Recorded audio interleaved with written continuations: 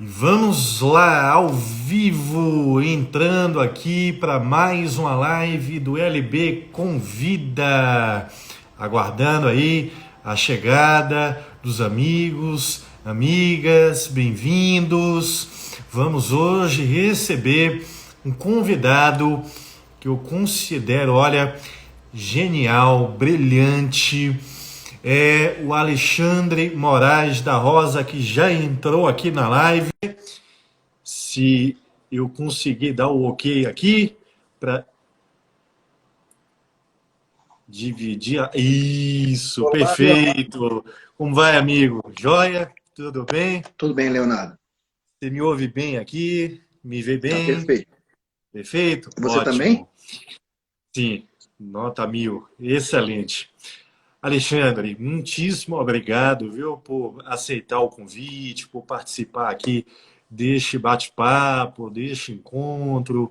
É sempre muito bom te ouvir, aliás, acompanhar seu trabalho, né? Não só te ouvir, mas ler suas obras. Queria que você falasse depois também Claro. projeto que você tem aí de podcast, que é excelente, né? Ler seus artigos, enfim, eu sou um grande fã aí do seu trabalho, não é de hoje, eu vou falar daqui a pouquinho aqui, Que tá legal, bom? Leonardo. É uma honra, viu? Obrigado, bem-vindo, boa noite. Obrigado, Leonardo. Leonardo é um parceiraço, Leonardo Barreto, que trabalha no Ministério Público, então a gente tem uma convivência em relação ao direito penal, processo penal. E foi uma alegria poder participar contigo e a admiração é recíproca, principalmente por esse espaço de interlocução com estudantes, com concursantes, com profissionais de direito. Muito obrigado pelo convite, Léo. Obrigado, valeu, bacana. Bom, eu sempre, no início do encontro, eu sempre dou uma prévia aqui, um breve currículo aqui, né? Para apresentar o convidado, não que você precise, né? Mas só para a gente iniciar o bate-papo. Então, para quem eventualmente não conhece ainda o Alexandre Moraes da Rosa, ele é juiz de direito em Santa Catarina, professor de processo penal em graduação, mestrado, doutorado, colunista também do Conju, excelentes artigos sempre, seja ele sozinho ou em parceria aí, geralmente com o Auri Lopes, que também é Isso. brilhante, não é isso? Sempre acompanha aí de perto. E ele é autor de várias obras que fogem e muito do senso comum. É uma visão bem crítica, aqui uma visão bem ampla da matéria, extrapolando a mera dogmática, e uma visão que, no mínimo, se você não concorda, te faz refletir. Então, eu sempre aqui recomendo o seu trabalho para quem está acompanhando. Eu queria aqui destacar a bibliografia é imensa, mas em particular três livros que marcaram muito. O primeiro é o Decisão Penal, né? Ah, Bricolagem puxa, de Significantes. Sim, foi o primeiro livro seu que eu li. E foi um presente, na verdade, que eu recebi de um amigo nosso aí em comum, o Márcio Berclais, né? ah, o Márcio, que legal. Márcio, colega meu aí de MP do Paraná, ele me encaminhou o livro, eu conheci seu trabalho a partir daí, é um livro fantástico. Um segundo livro que eu assim fiquei encantado e que você já fala em teoria dos jogos, né? É este aqui, estou com ele em mãos, o Guia Compacto do Processo Penal conforme a teoria dos jogos, né? E Isso. hoje nosso tema é teoria dos jogos na delação premiada e pacote anticrime. Vamos tomar como partida o seu livro. Eu tenho essa versão aqui devidamente Que legal. autografada, portanto, guardo com muito carinho. Obra-prima aí, recomendo e muito, né? E seus perfis também em redes sociais são excelentes. Dá para rir. Sempre com bom humor, sempre com inteligência. Quem não conhece aí, acompanhe. Sinto falta no Facebook, vamos voltar no tempo, da Igreja do Mito da Verdade Real. Faz falta, viu? Era uma É, ironia e uma crítica muito boa. sabe o que é muito legal que lembraste disso, Léo? Obrigado pela apresentação. No final Uhum. aqui, eu até chegou hoje esse livro novo, que é o Short Bacana, Introduction. Então, depois, quem bacana, assistiu a muito live, bom. quiser sortear entre eles, eu mando também o livro novo. Bacana, olha aí, que bacana. E o livro A Igreja da Verdade Real foi muito legal que a gente começou a fazer, eu e o Salah, Khaled Aham, Júnior. Só que o aham, que aham. aconteceu foi o seguinte, as pessoas acharam que aquilo ali era mais ou menos como Reclama Aqui. Então começaram a marcar juízes, promotores, delegados, o Brasil inteiro. E nós ficamos com medo de sermos processados, porque afinal de contas Pô, que as isso. pessoas printavam coisa, mandavam coisa e achavam que a gente era um 0800 de reclamação. Então a gente teve que bloquear Nossa Senhora. a Igreja da Verdade Real. Oh, que pena, que era muito bom, muito bom. Bacana. Bom, mas todos que estão aqui não querem me ouvir, querem te ouvir. Vamos iniciar o nosso bate-papo. Quem chegou agora, o tema então é Teoria dos Jogos na Delação Premiada e Pacote Anticrime. E aí, Alexandre, se me permite, eu vou assim começar bem do início mesmo, Claro. beabá, bem esmiuçado. Eu queria te ouvir, né, sobre o que é a tal teoria dos jogos. A origem na matemática, economia, né, para a gente ampliar um pouquinho o debate e aplicar aqui a relação premiada. Então, isso é muito legal, porque a primeira coisa, a teoria dos jogos não é brincadeira, ninguém quer jogar com a liberdade de ninguém. Uhum, Era uma uhum, teoria que surge no modelo que eu vou utilizar na década de 50, por dois matemáticos que deram corpo, fundamentalmente, uhum, o Morgenstern e o Neumann, e depois essa teoria ganhou um fôlego maior com um livro e o filme do matemático John Nash, Uma Mente Brilhante. Em perfeito. todos eles, o que a gente vai ponderar, e por isso que eu acho muito legal, Léo, que professor Leonardo, que tenhas essa Não, Léo, visão, por favor, que isso? Sem Léo, formalismo. que a teoria dos jogos ela não é para defender, não é para acusar, não é para nada, ela é para fazer uma leitura formal de cada interação humana. Então, ela é usada para entender mercados de ações, ela é usada para entender relacionamento de casais e relacionamentos com seus filhos. Então, ela é usada para entender como você pode antecipar em uma interação humana o comportamento de agentes pressupondo que eles são racionais. Você pode me objetar dizendo assim, mas o delegado que eu conheço, o juiz que eu conheço não são racionais. Bom, se ele não é racional, você já sabe qual é a postura que ele não vai adotar. Então, a ideia da teoria dos jogos é o que eu penso que você pensa que eu penso. Quanto mais eu Uhum. consigo antecipar as ações que você faz, o Léo tem como promotor de justiça, então ele vai enfrentar um advogado.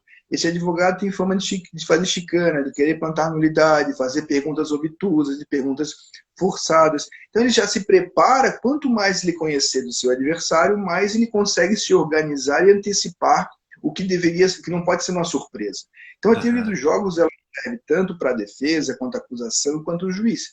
Era uma maneira de você ler a estrutura da sua interação de uma maneira muito mais realística, né? Tanto que você faz referência aos meus colegas, o Auri e o Berclas, que eles dizem que eu sou meio Nelson Rodrigues do processo penal, que conta como ele é, né? O processo como ele é, e não como a gente sonha que esteja. Exatamente.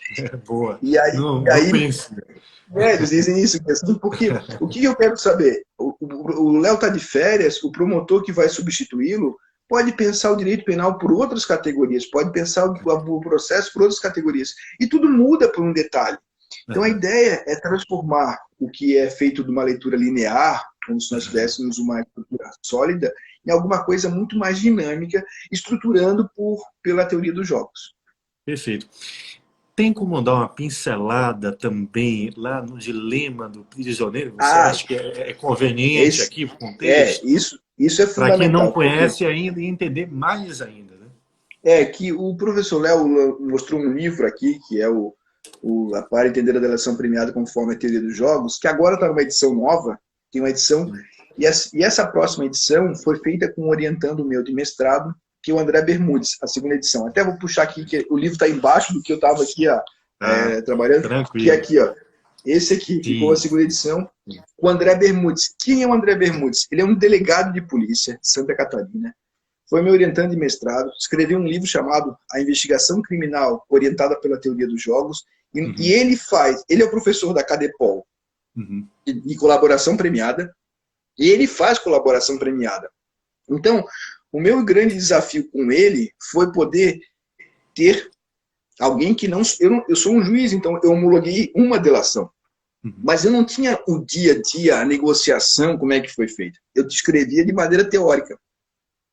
E ele enriqueceu muito esse livro, porque ele deu a realidade dele. E nós entendemos, aí fomos estudar, não é uma invenção nossa, mas uma das metáforas que a teoria dos jogos se vale é do dilema do prisioneiro, que funciona como? Se imagina você aí, você mais 5 amigos, vocês têm uma Uhum. organização criminosa. Então, quem está nos ouvindo, se vocês ficarem soltos e todos vocês forem conversar todas as noites, se a polícia chamar, vocês se reúnem com advogados, se reúnem entre si e acertam um modo de conversar, de prestar depoimento, para que todo mundo possa se garantir. Uhum. E os matemáticos, esse dilema do prisioneiro foi inventado por um matemático, mostra o seguinte, que a informação, o famoso jogar verde para colher maduro, ou seja, Uhum. quando você não Uhum. tem informação, a informação é assimétrica, você tem dificuldades de tomar decisões. E aí eu vou dar um exemplo antes de falar do dilema do prisioneiro em si. Quando a gente está andando na rua e é parado, por exemplo, numa blitz, e os policiais militares e rodoviários são treinados para isso, quando eles estão atuando em 2 policiais e dentro de um carro tem 2 pessoas, ou 3 pessoas deixam no carro, o que tiver com cara de menos fazendo rolo, levam um para frente do veículo e um para trás. Uhum. E eles ficam fazendo o quê? Olá, como é que é teu nome? Da onde é que tu conhece ele? Estão vindo do quê? Fazem perguntas informativas, nada de perguntas de conteúdo. Dão uns 3, 5, 10 minutos, a depender do caso, os policiais deixam as pessoas, um na frente, um atrás do veículo, e os policiais trocam de lugar. Por quê? Porque nenhum dos dois sabe o que o outro falou para o policial. Quando eles chegam na pessoa, dizem assim, olá, tudo bem? Tá? Ó, teu colega já abriu o bico. Se tu abrir o teu bico, é melhor para ti. E como esse não sabe se o outro abriu o bico mesmo, em geral eles colaboram, se a arma está aqui, a droga está ali, o furto está ali, porque como eles não sabem o que outro, e houve uma promessa de melhoria, diante da informação assimétrica, o sujeito vai lá e compete. O que fez isso? Não foi invenção minha, no Brasil vários autores escreveram, e o Sérgio Moro, que foi juiz da Lava Jato, ele escreveu sobre a Mãos Limpas e escreveu sobre o dilema do prisioneiro também. Que significa o quê? Significa 2 pessoas. Então, Alexandre e Léo. Alexandre e Léo fizeram um crime.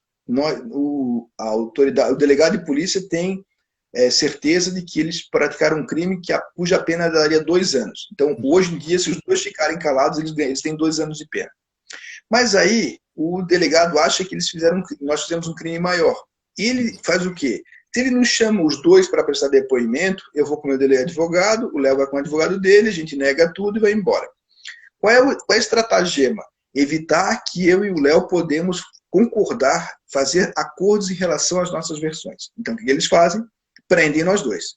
Por isso que era importante, nessa estrutura, a prisão cautelar tem uma finalidade de obstar a conversação direta, o papo reto. Então, o Léo vai preso em Curitiba e o Alexandre vai preso em Paranaguá. Eles não estão em celas iguais, eles não sabem o que está acontecendo. Os nossos advogados têm medo de conversar conosco porque não sabem se estão sendo interceptados também ou não. Ou seja, nós não temos informação de nada. E ele faz uma proposta para o Léo. Léo, se você entregar o Alexandre, você pode ficar livre e o Alexandre pegar 10 anos. E faz a mesma proposta para mim. Alexandre, se você entregar o Léo, você pode ficar livre e o Léo pegar 10 anos. Se os dois entregarem, vocês pegam 5 anos. Ou seja, do ponto de vista racional, eu queria ficar com 0. É a melhor situação. Mas se eu confiar no Léo e ele me trair, eu posso pegar 10 anos. Então é muito arriscado não trair. Aliás, a prática dominante é trair. Ou seja, é entregar. Só que aí Léo, já aproveitando, o Brasil já tinha experiências anteriores com a colaboração premiada e muito pequenas. No tráfico, por exemplo, o artigo 41 da 11.343 tem previsão. Mas quem entrega os irmãos vai morto. E aí, na delação premiada, no âmbito das organizações criminosas desse naipe, o que se está tratando é com homens de negócios que conseguem entender. Todo mundo sabe que chega uma hora que tem que entregar. Só que o que é o desafiador nisso é que o Brasil e a Lava Jato fez acordos fora dos padrões. O artigo 4º da 12.850 não autoriza aqueles acordos que foram homologados no Brasil. Isso gerou uma grande situação, porque é diferente eu aceitar um acordo com o delegado e reduzir a minha pena em 2/3, sendo que o juiz pode dar 150 anos de pena e eu ficar com 2/3 reduzido e ficar com 50 anos. Então, aquilo que foi feito no Brasil, que é a pena pré-fixada, que tive me orientando, que foi a Luísa Walter da Rosa, que escreveu sobre isso, faz o quê? Diminui o risco e as pessoas aceitam. O pacote anticrime revogou essa possibilidade, porque declarou nulas todas as cláusulas de conformidade com o artigo 4º. E se você reparar, Léo, houve um desaquecimento do mercado da delação. Por quê? Porque agora eu dependo que na terceira fase da aplicação da pena o juiz me reduz em 2/3. Ora, e eu não tenho certeza em relação a isso. Então houve uma retração no mercado e me parece que nós teremos muito poucas delações a continuar dessa mesma ordem, porque isso faz com que eu e você, eu delato, entrego o Léo e eu vou pegar quanto de pena? 5? Não, depende, porque quando o juiz for aplicar a sua pena, ele vai aplicar a pena base, depois ele vai ver atenuantes e agravantes, e no final, na causa especial de aumento e diminuição, que ele vai diminuir, vai resolver. Tá, então quer dizer que eu estou fechando um acordo agora para uma pena futura e abstrata. Isso viola o teorema de Coase. Exatamente. Você já iniciou aí, né? Já começou a falar da teoria dos jogos na delação. Vamos seguir, então, por esse caminho, né? Eu queria te ouvir um pouquinho mais sobre a aplicação da teoria na delação premiada, envolvendo esse jogo, né? Que você mencionou bem, a negociação, a análise de risco, os caminhos, né? O comportamento aí dos jogadores, das partes envolvidas. Como é que você pode aí apontar, né, os caminhos que cada jogador pondera, avalia, os riscos, como é que isso ilustra bem aqui esse jogo que é a delação? O Leonardo e eu somos tanto promotores como juízes que nós não tivemos curso de negociação. Nenhum de nós aprendeu a negociar. O que a gente aprendeu foi que o Ministério Público tem ação pública disponível, verificados os elementos, tem que exercer a ação penal e não foi aprendido a negociar. E agora nós abrimos espaços de acordo no processo penal, começando com a delação premiada, que acabava sendo algo muito, muito excepcional, né, Léo? Mas aproveitando essa tua mesma discussão, essa mesma questão, o acordo de não persecução penal trouxe uma novidade para ti, porque antes a delação premiada, a colaboração, era algo que em potencial poderia acontecer, nos casos de menor repercussão, a procuradoria tinha promotores que trabalham, já atuam nisso, você ficava no seu feijão com arroz. Agora o acordo de não persecução penal invadiu a tua porta. Ele tem todo dia. Então você não tem balizas sólidas. E a gente tem afirmado que tudo aquilo que a gente falou para colaboração premiada guarda pertinência para o acordo de não persecução penal. Por quê? Porque eu tenho que construir acordos em que haja ganha-ganha. Ganha-ganha de quem? O promotor de justiça, para poder aceitar um acordo de não persecução penal, ele tem que poder entender quais os ganhos diretos que isso pode ter. E, por outro lado, o advogado, não temos uma audiência para fazer isso. Tem muitos advogados ainda com uma má compreensão do acordo de não persecução penal, como se fosse a 9.099. Não é transação penal, não é suspensão condicional do processo, é o quê? Tem que negociar com o promotor de justiça. Só que esse modo de negociar, ele tem que dominar as categorias da negociação para não encher o saco do promotor Leonardo. Ele não pode ir lá dizer, ai, vamos, doutor, vir tomar um cafezinho com o senhor aqui, quem sabe a gente possa fazer um acordo na persecução penal. Qual é a proposta? Ah, não sei, a gente podia ver. Porra, o Léo vai ficar, esse cara é um amador. A gente tem que entender qual é uma dinâmica de uma negociação. Tanto que eu e o André Bermudes e a Luísa escrevemos também no finalzinho de um livro em que a gente vai buscar o quê? Estabelecer parâmetros de atuação. Porque hoje em dia, eu e o Léo, e como a maioria dos juristas, ninguém estudou direito civil. A gente estudou direito civil para passar na prova, a gente gosta eventualmente, mas a gente não faz contratos todo dia, a gente não faz cláusulas, contrato, e isso pode ser devastador, por quê? Porque uma cláusula mal formulada pode dar asa a uma rescisão, uma cláusula mal formulada pode dar uma discussão jurídica, qual é o sentido da cláusula. Então, hoje em dia, o Ministério Público dos vários estados da União tem chamado promotores para discutir como se pode fazer acordos adequados.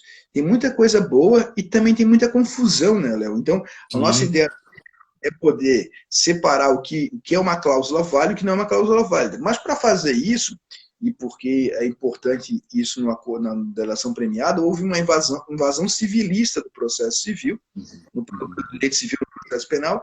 A gente tem que entender o que é autonomia privada, o que é a finalidade do contrato, o que é uma cláusula válida, quais são os requisitos do ato jurídico, o que é uma nulidade, o que é uma anulabilidade, ou seja, aquilo que estava longe do processo penal, venire contra factum próprio, boa-fé objetiva. Então, essas questões que ficaram fora do nosso dia, eu tenho trabalhado. Por exemplo, uma das coisas que eu discuto até na delação premiada, da colaboração premiada, a depender do tamanho, imagina assim, eu vou lá e delato 100 pessoas, eu acerto 99, eu acerto 98, duas eu errei.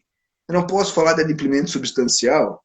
Bom, uma coisa assim, eu delatei uma. Essa uma eu não acertei nada. Então, uma não acertou nada, você cumpriu.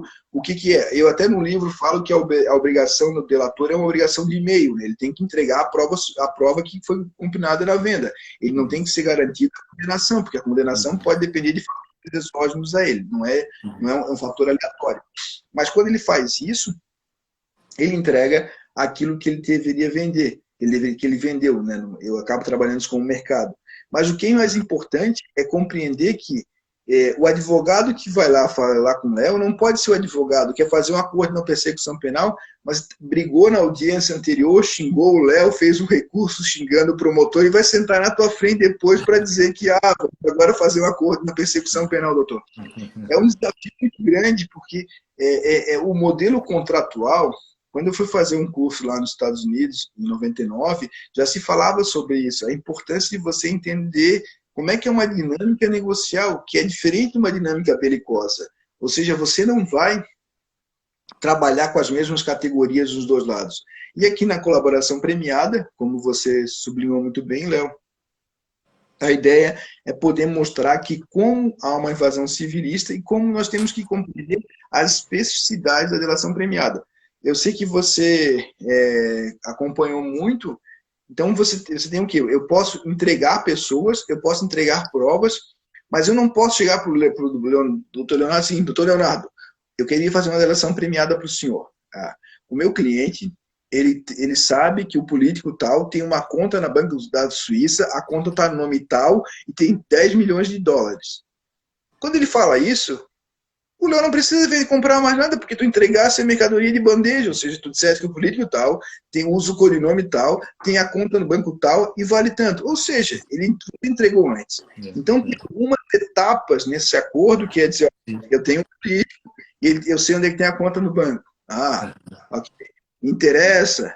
Então, é um trabalho de fechar acordos de parceria, né? Assim, e aí a preocupação que eu tenho hoje, Léo, é a seguinte, que eu acho que vocês promotores também já têm. Registrar tudo que faz. Porque está muito perigoso hoje na nossa vida alguém alegar... Inclusive, gravando? Isso. Então, assim, a questão é muito, muito perigosa. Hoje, com vários dispositivos tecnológicos, é amplamente possível. Então, tem, assim, alguns cuidados. O advogado chega para falar sobre acordo na persecução penal. Faz uma atinha lá que no dia tal compareceu, iniciar as tratativas, porque isso garante o promotor, garante o advogado e garante todo mundo. Porque nessa área, você pode ser vendido a descoberto, vendido sem ter feito nada. Então, por isso que uma certa metodologia, não conversar WhatsApp, não conversar por Telegram, fazer a coisa formalmente. Ó. Por que não interessa o Ministério Público estar aqui? Por que não interessa o Ministério Público? Não é suficiente para a reprobabilidade não atingir os interesses da vítima. Ou seja, você tem mecanismos para fazer com que justificadamente se supere a fase do acordo de não persecução penal. E aí tem 3 promotores básicos. O promotor Rocha, que é o promotor que diz assim, ó, a minha proposta é essa, pegar ou largar. Esse é o promotor Rocha. Esse promotor, ele pode ser mais... Ele perde menos tempo, porque o advogado sabe que não adianta negociar com ele. Mas ele tende a ter mais ações penais, porque ele não tem mínimo de flexibilidade. Já tem aquele promotor que vai da cara do freguês, aí ele dá baixo, dá cima, e esse sujeito que vai da cara do freguês, ele também tem muita dificuldade, porque o sujeito sempre acha que não é a última proposta. Dá para ir, então, dá para ir. Né? Dá para ir. Então, existe um padrão que a gente fala, um flexível que sempre deixa claro, ó, a pena é de 2 a 4 anos. Então, ó, eu não vou, eu chego a 2.500 é meu teto. Vamos discutir agora quanto é que é a indenização. 2 anos e 6 meses é o meu piso. Eu quero discutir contigo indenização. Eu quero 100 mil de indenização. Não tem 100 mil, então vamos aumentar para 3. Então ele consegue fazer o quê? Lançar do piso para cima. Já tem outros que usam estratégias diferentes. Assim, qual é a proposta de defesa?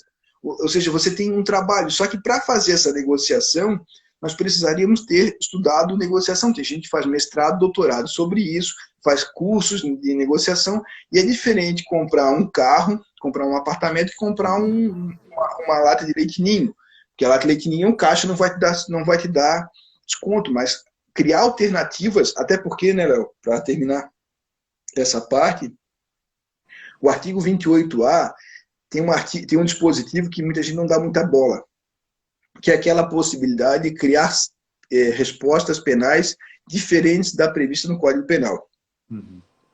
Então, assim, teve um colega meu que estava contando aí que o promotor era um caso de calúnia e difamação, uma coisa assim na internet, e com base naquele dispositivo aberto, ficou acertado que o agressor ficaria sem usar o nome próprio nas redes sociais, ou seja, sairia das redes sociais por 1 ano. Ou seja, o resultado foi, ó, ele vai sair do Instagram, do Facebook, com o nome próprio por 1 ano. Essa é a sanção que ele se autoimpõe. Ele fez uma calúnia na internet, ou seja, uma pena digital que não tem previsão legal, mas que os dois estão de acordo e tem um nexo com a conduta praticada. Então veja que às vezes a criatividade pode ser importante. Sim, bem aberto, um leque aberto, né? Isso para permitir um negócio, né? A discussão. Isso.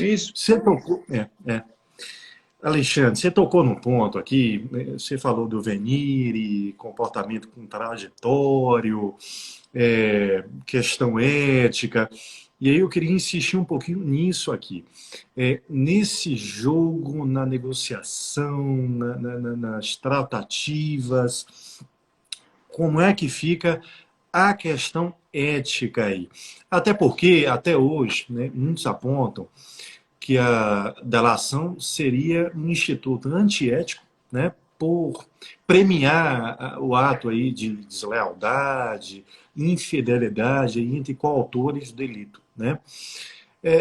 Dá para você pincelar um pouquinho essa interferência ou incidência aí da ética no instituto? Beleza, muito boa, muito legal, Léo, porque o direito premial faz parte de uma estratégia estatal. Ele não é uma invenção brasileira, o mundo inteiro reconhece o direito premial. Nós seríamos uma ilha contra a colaboração no mundo, dada a criminalidade organizada e a necessidade de, muitas vezes, você premiar alguém que decide mudar de lado. Então, tem a lei de proteção à testemunha, tem isso na lei de drogas, ou seja, tem várias convenções das Nações Unidas que reconhecem. Então, acusar de antiético no Instituto é muito complicado, no meu modo de ver. O que você pode ter como antiético é, muitas vezes, a ação de indivíduos que se prevalecem dessa situação para obter ganhos. Por quê? Na colaboração premiada, aquele que primeiro entrega recebe um benefício maior.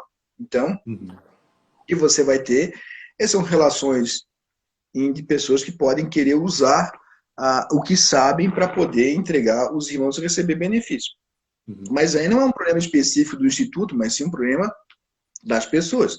E, aliás, as práticas criminosas em geral têm essa decisão. Todos aqueles que praticam crime em geral, nesse nível que a gente está falando de colaboração premiada, sabem que estão fazendo condutas antiéticas e muitas vezes ilegais.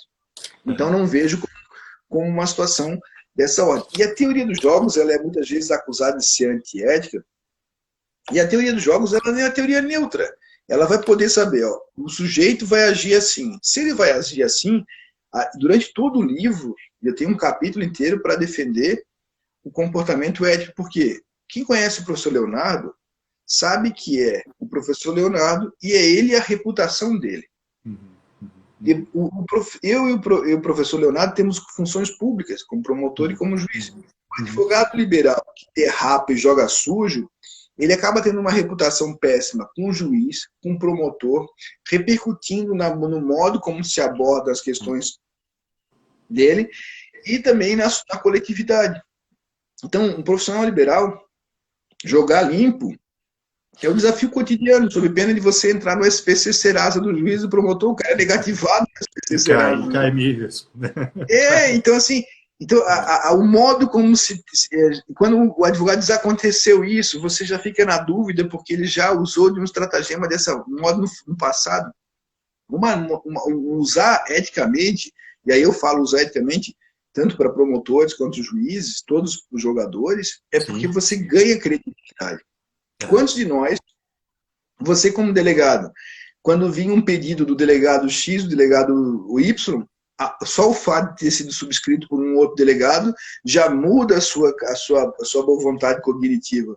Porque trabalhei aqui um tempo na violência doméstica, então tinha uma delegada que ela só pedia prisão nos casos em que realmente ela tinha convicção de que era necessário. Não era uma prisão, não era qualquer situação que ia para a delegacia que ela pedia a prisão. Então você já começa a perceber que há um filtro, e essa reputação que cada um de nós constrói, ela tem um impacto cognitivo também aqui no momento da justiça negocial. Porque vem cá, né, Léo, você não joga com chato.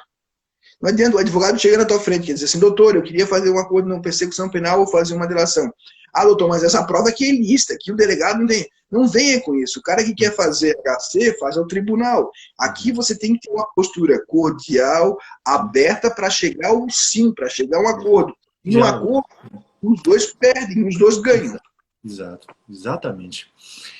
E aí, Alexandre, para ilustrar mais ainda tudo que você já falou aí de uma forma tão clara, didática e brilhante, logo no primeiro capítulo do seu livro, você inicia a discussão analisando a delação lá do caso Joesley Batista, né? É possível você falar um pouquinho aqui justamente para contextualizar a teoria, o instituto, os papéis, jogadores, a ética, ganhos e perdas, riscos, até porque foi uma delação que sofreu aí sérias críticas, né? A sociedade apontou muito, o ganho foi muito grande, não houve tanta perda, ficou em liberdade, ficou no exterior, cadê o patrimônio? Tem como você dar uma pincelada aí nesse caso? Tem, muito obrigado. Esse artigo foi um artigo que eu escrevi para o Conjur, e na história do Conjur ele é o segundo mais lido. Foi 600 mil pessoas que leram esse artigo, foi muito legal. Só no Conjur, depois ele foi replicado por vários lugares. Por que isso? O Joesley Batista é um sujeito que cresceu e fez fortuna uma vida única em pouco tempo. Ele é um sujeito de negócio. E ele, quando descobriu como é que funcionava o mercado de compra e venda de informações do processo penal, ele percebeu que mais dia, menos dia ele seria descoberto e que uma ação proativa poderia liberá-lo. E eu vou fazer a minha leitura, tá, Léo? Na minha leitura é... Ele, quando percebeu isso, ele tomou duas posições. Uma delas é de voltar para aquilo que ele tinha feito e verificar tudo que ele poderia entregar. Então, ele levantou, são 1.800 anexos lá, se não me engano, e ele teve uma seguinte: o comprador estava ávido na época, era o procurador da República, o antigo procurador da República, por uma novidade em relação ao Michel Temer. Então ele faz o quê? Ele vai e verifica. Se eu tiver uma gravação, ela é uma gravação, ela é pão quente, ela tem um valor de troca muito grande, então ele vai lá, dentro do Palácio, do Jaburu, e grava o então presidente Michel Temer. Veja só o impacto que isso tem. Ele vai para a mesa de negociação dizendo: ó, você que é procurador da República quer uma gravação do presidente. Para eu te entregar isso, eu quero isenção da minha pena. Qualquer um de nós sabe que não poderia. E aí me parece que foi o grande erro dele. Sabe por quê? Porque ele, na negociação ele foi com muita sede ao pote. Se ele tivesse ficado preso 8 meses, 10 meses, 1 ano, teria terminado. Fico preso 1 ano e acabou. Não, mas ele foi com muita sede ao pote de ficar livre, foi perseguido em Nova York, filmado na Quinta Avenida, fazendo compras, e isso tem um impacto muito grande. Então, o que aconteceu? Ele não soube fazer compliance do negócio, ele não pôde entender a dimensão. Sabe o que aconteceu? Ele teve mais um detalhe, que ele não conseguiu levar junto, porque a gente não tem... Quando se trata de ações de empresa, tem a delação premiada, que é da pessoa física, a leniência que tem que andar junto. Porque se você não faz um acordo junto... Aliás, tem que... Olha só como é interessante o pacote anticrime. Você tem que levar a colaboração premiada, a leniência e a ação de improbidade. E hoje em dia... Até com acordo também, né? Isso, tem que fazer tudo junto, porque tem mais um problema. Quando você faz isso, você tem problema com o fisco também, porque você fraudou a declaração de imposto de renda, você omitiu imposto. Então, hoje em dia, para fazer um acordo desse naipe, não dá para fazer um acordo na frente do outro, porque você coloca o carro na frente dos bois. Essa equipe tem que ser muito forte. Quando ele fez essa delação, ele foi com muita sede ao pote, e as cláusulas ali previstas eram típicas que, se ele errou alguma coisa, poderia ser rescindido. Tá hoje, agora, você deve estar acompanhando, a PGR está querendo fazer um acordo, um novo acordo um acordo com eles, com o Joesley, irmão, fizeram uma multa de 2 bilhões aí da pessoa física, que 2 bilhões para uma pessoa física não tem como ter, é impossível você, uma vida, levantar 2 bilhões, então teve uma renegociação, porque existe todo esse impacto coletivo de como você vai agir. Mas o que o Joesley Batista fez foi: bom, se eu ficar inerte, eu vou cair. Se eu for proativo, eu consigo derrubar a gente e consigo redução da pena. O que você faria? Eu faria a mesma coisa que o Joesley Batista fez. É ilegal? Não. Qual é o problema dele? É a questão antiética, no sentido, por exemplo, ele ganhou dinheiro na bolsa, porque ele sabia que o dólar ia cair, ou seja, ele fez uma série de ações que aí você tem um comportamento que é reprovável. Agora, ele jogou dentro das regras do jogo, nem tanto as regras do jogo, ele só é um caso de sucesso, embora por ausência de devida coordenação jurídica, a coisa se deu errado no final, porque ele teve uma multa maior, 12 bilhões só na leniência. Sim, perfeito. Queria também falar um pouquinho mais, assim, dos papéis dos jogadores, né, dos protagonistas aí no acordo. De um lado, aí, vamos focar, embora a lei permita que o delegado também proponha o acordo, eu queria focar aqui no Ministério Público, porque tem a ver com a discussão da obrigatoriedade e da indisponibilidade da ação penal pública. Você fala bem aqui no livro, eu queria te ouvir, essa questão ou de uma mitigação ou de um abandono, né, desses princípios, como já vem ocorrendo aí em uns países mundo afora, né? Então, sua visão sobre isso. Do lado aqui do eventual delator, como é que você enxerga a questão dos direitos fundamentais, né, que estariam em jogo? Isso pode prejudicar, mitigar, atingir a presunção de inocência, a dúvida razoável. Você fala bem aqui também no livro a questão de se colocar um risco de inversão cognitiva. Queria entender melhor isso aí também. E aí, desculpa encher aqui de pergunta, só para te dar a palavra, né, e aí te ouvir bem. Você diferencia estratégia de tática, como é que isso funciona para o delator, recompensas, isso orienta como a atuação, né, da parte. E, por fim, o juiz, o papel do juiz aqui na discussão. Beleza, então eu vou fixar assim. Qualquer relação, você com sua namorada, com o namorado, com o chefe, com o promotor, pode pensar em 4 passos. Primeiro passo, quem são os players? Quem está sentado na respectiva cadeira?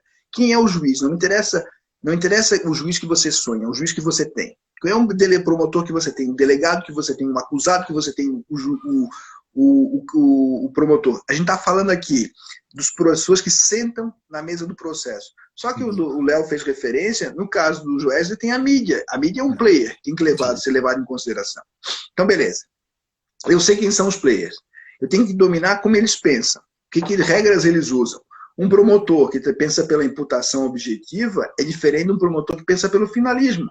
Então, são modos diferentes de abordar. Eu preciso dominar não só quais as regras que são aplicáveis, mas o modo como cada um pensa aquelas regras.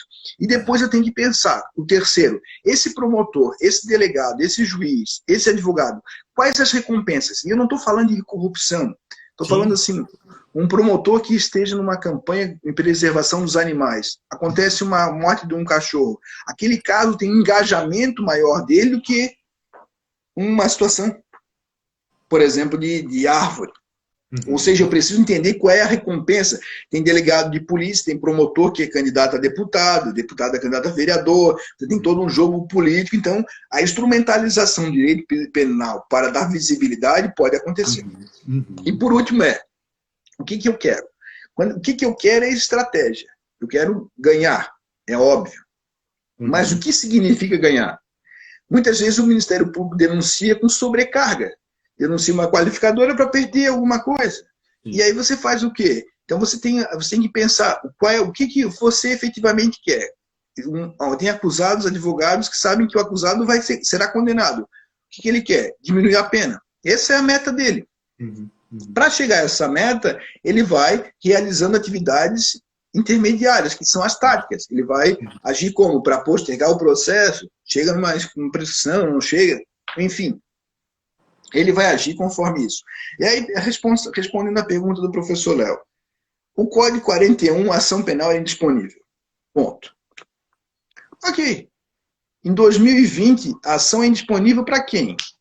A gente não consegue dizer. Ela não pode ser semi-indisponível. Hoje em dia, com a invasão dos institutos, hoje a gente tem um processo penal, que eu chamo no livro de duro, que é um processo penal que é aquele processo penal do furto, do roubo, aquele processo penal que continua igual 41. Então, a gente tem aquela situação.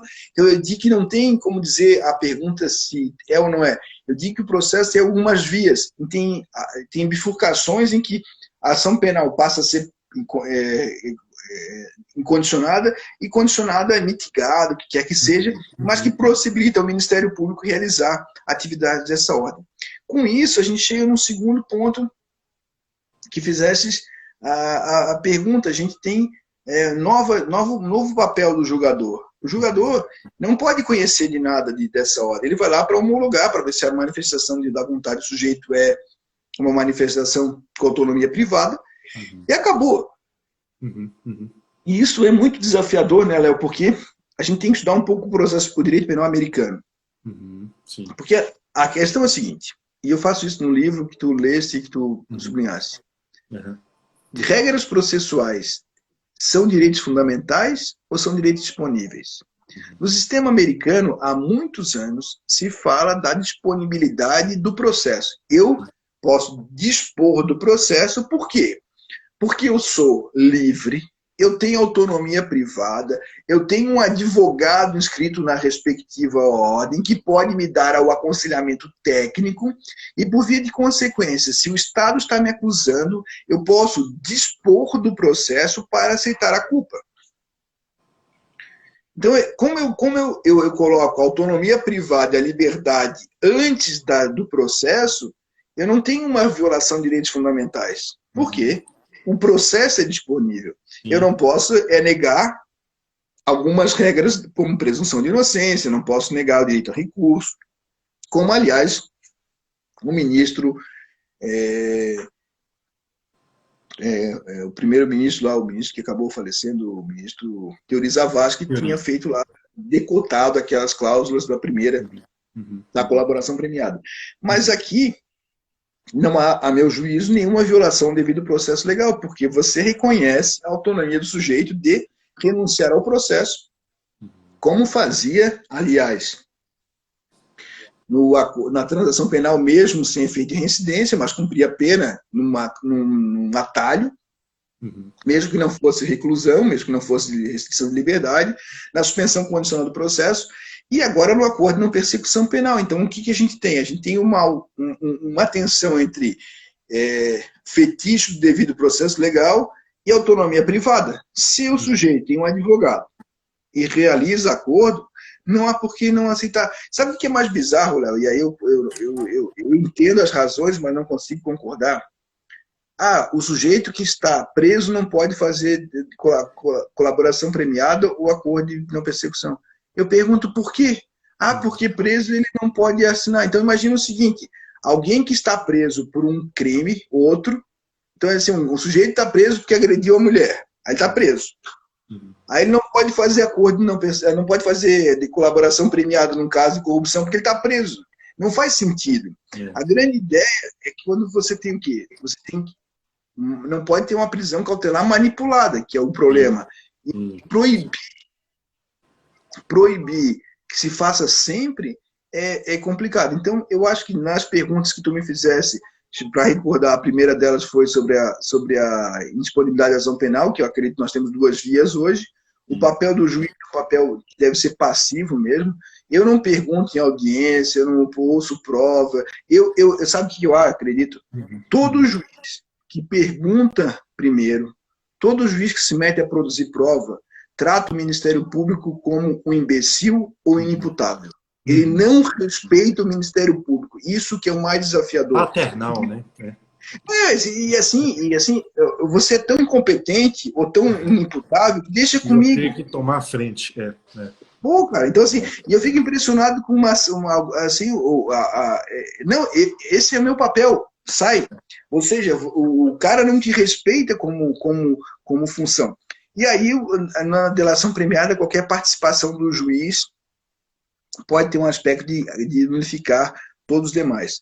E, por fim, a pergunta relativa à não violação do devido processo legal, porque desde a década de 70, a Corte Suprema Americana, com razões significativas, tem validado a colaboração premiada e o plea bargain, de uma maneira geral, reconhecendo que o sujeito tem liberdade e que, se ele foi assistido por um advogado devidamente inscrito, entendeu que aquele acordo era suficiente para a insatisfação dos seus interesses, você não pode usar o venire contra factum próprio, ou seja, o sujeito vai usar só a torpeza depois que ele fez o acordo para dizer que o acordo não vale. Então, nesse sentido, me parece que é possível. Mas eu queria te ouvir, o que tu acha, Léo?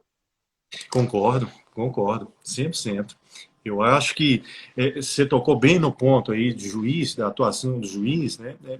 Claro, não são todos, longe disso. Eu tive a sorte sempre de atuar com juízes excelentes no seu perfil, respeito ao sistema acusatório, ao confronto de partes, à atuação do MP, mas há juízes, até hoje, não é exagero, há juízes que até hoje, primeiro perguntam ao depoente, né, segue um sistema anterior à reforma de 2008, né? Então, assim, isso acaba gerando uma confusão, uma miscelânea, enfim. Concordo também em relação ao Ministério Público, a ação se tornar aí, disponível, né? Isso, assim, grosso modo, bem grosso modo, na área civil, a atuação do MP já é pautada com uma tendência aí de racionalização, né? De escolher os bens jurídicos mais relevantes, de maior repercussão. Então, demanda criminal, volume que temos, né? A atuação aí ser seletiva, eu não acho nenhuma ofensa, né? Já ocorre aí em vários países. E também concordo em relação à esfera aí do delator, sem se falar em ofensa a direitos. Claro, você explicou muito bem aí a questão, desde que observados requisitos mínimos, né? A voluntariedade, o dever de informação, o acesso a um advogado, né?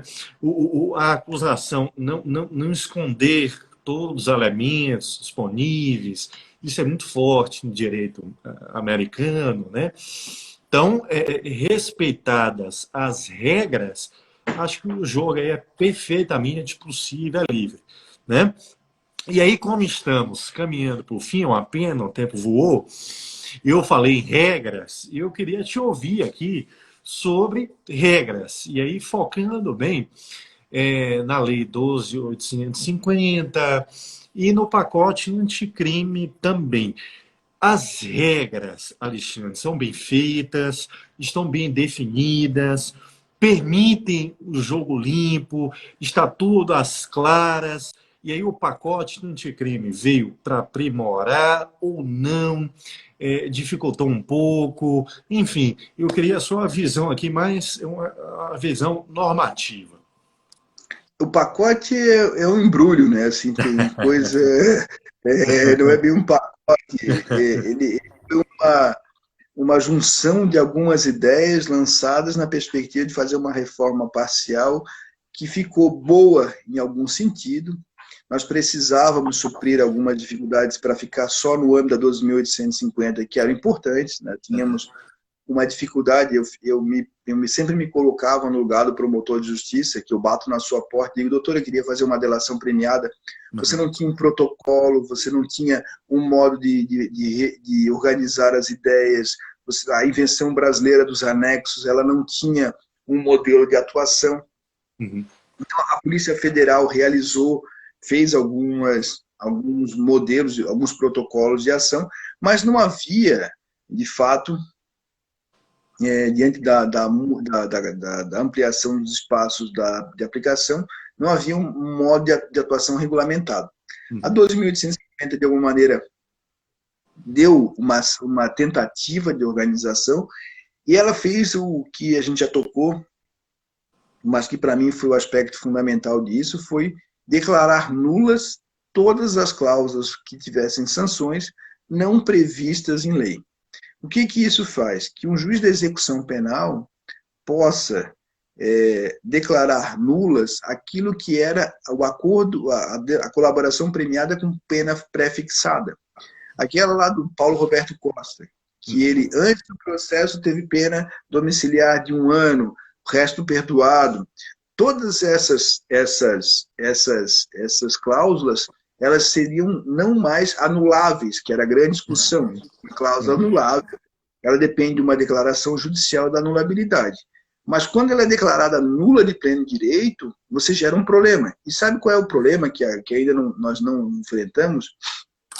Imaginemos o seguinte, o professor Leonardo é o promotor, faz um acordo com o sujeito e diz, ele vai entregar todo mundo, vai ficar com pena de 3 anos, regime semiaberto. Ele fez esse acordo. O juiz vai lá e homologa esse acordo. Só que o juiz da sentença vem e diz assim, ok, vou aplicar os 3 anos, porque boa fé e tal. O juiz da execução diz assim, não valeu.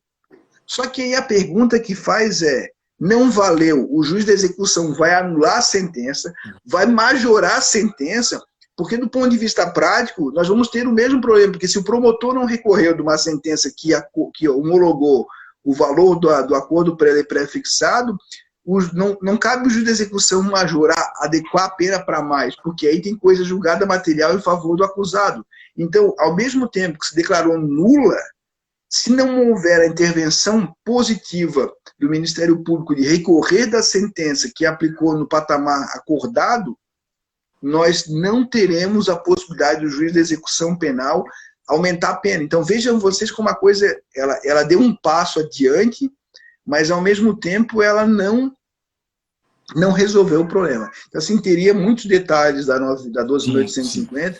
Daria uma nova live, não é isso? Isso. Se topar, a gente marca aí depois, com calma. Seria beleza, ótimo, cara. Como foi ótimo hoje. Viu? Eu que agradeço pelo papo, Léo. Obrigadão pela oportunidade. Muitíssimo obrigado, viu? Obrigado mesmo, de verdade. É sempre aquilo que eu falei no início, quem não acompanhou, é sempre muito bom te ouvir, assim, porque a gente abre a mente, a gente sai ali da dogmática, letra da lei, é um raciocínio crítico, né? Você consegue interligar muito aqui várias áreas, não só do direito, você falou muito aqui de direito civil, mas você vê matemática, economia, análise econômica do direito, né? Isso é muito bom. Precisa marejar, né? Sair dessa essa leitura bitolada aqui do direito, né? E falando em arejar a mente, só para a gente fechar aqui, saindo um pouquinho aqui do direito, dá uma dica aqui de 2 livros não jurídicos que te marcaram para aqui quem está te ouvindo, né, de repente aí curtir um pouco nesse período difícil, né, de quarentena, e encerra falando sobre o seu podcast, que é excelente. Convido a todos aí a acompanharem. Então, assim, vou fazer... 2 minutinhos, só para gente... E para quem está perguntando, a live vai ficar salva aqui no IGTV e, se o Alexandre permitir, lá no YouTube. Beleza, pode permitir. E aí tu sorteia esse livro para quem assistiu a live aqui depois. Eu não sei como é que tu vai fazer, tu avisa lá no teu perfil. Bom jeito. E aí quem ganhar lá, eu mando aqui. É o short. Então, assim, esse livro aqui eu acho muito legal. Todo mundo mente. O que a internet e os dados dizem sobre quem realmente somos. É muito legal. É do Sid Davidovsky, que é um cara muito interessante. É um livro que mostra... Estou anotando. Um que é um famoso meu, que eu gosto muito, que é do Luiz Alberto Vará, Ciências Jurídicas e seus 2 maridos, que, embora tenha um pé no direito, é sempre famoso de ler. Eu tenho um podcast com o Mauri Lopes Júnior, que é o Criminal Player, que você pode encontrar no seu agregador favorito, no Spotify, Deezer, o que for. E tenho também o Dúvida Razoável com Francisco Monteiro Rocha, que é quarta. Então, o Criminal Player sai terça, quinta e sábado, e o Dúvida Razoável toda quarta. Hoje foi muito legal sobre Spotify, a criminalização. É isso? O Spotify, Deezer, o que você quiser. E no site da EMAIS também tem, lá na emaiseditora.com, você pode ouvir os podcasts lá também. Hoje saiu um sobre criminalização da palavra da vítima nos casos de estupro, com a Daniela Portugal, professora da UFBA. Está muito legal. Então, eu agradeço muito ao professor Leonardo. Formado pela UFBA. Eu sou baiano, Salvador. Sim. Temos amigos em comum lá da Bahia, o Rômulo Moreira. E aí... Legal. Então, vamos ficar à disposição de vocês. Depois, se puderes, me mandar também o arquivo da live, eu coloco também no meu YouTube. Obrigadão, Léo. Sim, caminho. Valeu. Muitíssimo obrigado aí, viu? Espero aí tê-lo aqui, um novo encontro em breve, tá bom? Será um prazer, foi excelente. Valeu. Obrigadão, obrigado a todos aí que acompanharam. Valeu, um abraço. Até mais. Boa noite. Tchau, pessoal.